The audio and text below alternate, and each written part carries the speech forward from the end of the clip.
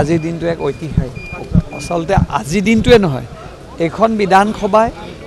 আমি প্ৰত্যেকটো দিন আমাৰ কাৰণে ঐতিহাসিক পলিগবি কালি চাহ জনগোষ্ঠীৰ মাটি আৱৰ্তন আৰু আজি 6 জনগোষ্ঠীৰ ব্যৱস্থাটো মই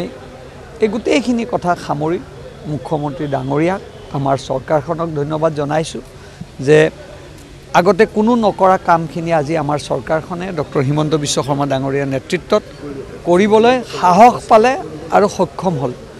এই হ'ল আমাৰ ৰাইজৰ ওচৰত আহ্বান যে আপোনালোকে দেখিছে যে প্ৰায় সমস্যা সমাধান কৰাৰ দিশত চৰকাৰখন গৈ আছে বিৰোধী শূন্যৰ দিশলৈ গৈ আছে